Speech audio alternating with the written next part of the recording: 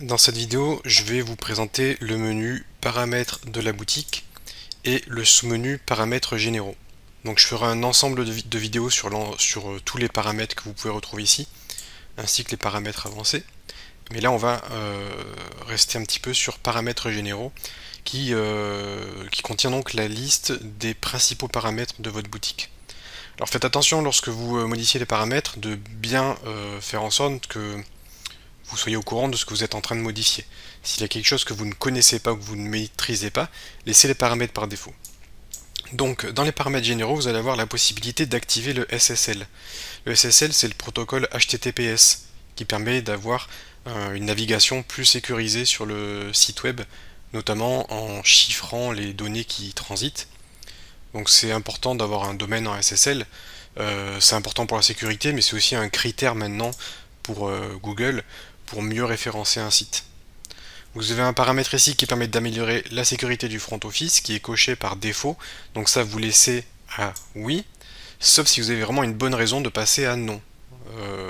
Mais sinon, vous laissez à oui pour que la sécurité soit améliorée, notamment en activant un système de token qui permet de bien identifier la personne.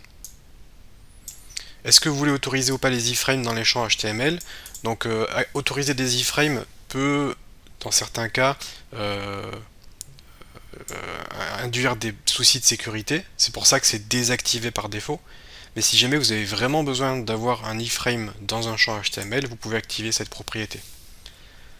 Est-ce que vous voulez utiliser la bibliothèque HTML Purifier? Donc là par défaut c'est à oui. Et ça, à quoi ça sert? Ça sert à faire en sorte de nettoyer les champs texte des formulaires. En gros, sur votre site web, si vous avez un formulaire de contact et que vous demandez à l'utilisateur de saisir son nom, prénom, il peut saisir son nom et prénom. Mais si c'est un utilisateur pas bienveillant, il peut, au lieu de saisir son nom et prénom, saisir des bouts de code HTML pour tenter de faire des injections SQL sur votre site web ou ce genre de choses.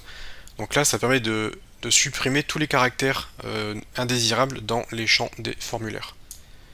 Bon, ensuite, là, vous avez la règle d'arrondi, le type d'arrondi. Ça va être la façon dont les chiffres vont être arrondis, notamment sur les prix affichés dans le panier. Vous avez la possibilité d'afficher ou pas les fournisseurs, afficher ou pas les marques. Donc ça, c'est à vous de voir si ça a un intérêt pour vous. Si vous avez beaucoup de marques différentes sur votre boutique et que c'est un argument de vente, vous pouvez afficher les marques et permettre de trier par marque.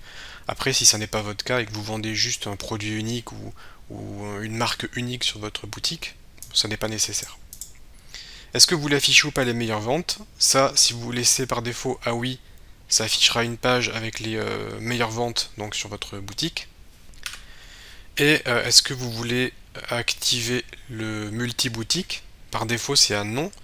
Mais si vous activez cette propriété, ce que je vais faire ici, je vais enregistrer.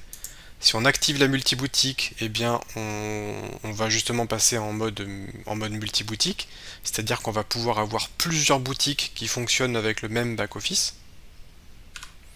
Donc on pourrait imaginer avoir la boutique normale et la boutique B2B, par exemple. Et lorsque vous activez le multi-boutique, ça ajoute une entrée dans le menu paramètres avancés, ici. On a multi-boutique, mais ça fera l'objet d'une autre vidéo. Et c'est là que vous allez pouvoir gérer l'ensemble de vos boutiques. Donc voilà pour les paramètres généraux de votre administration PrestaShop.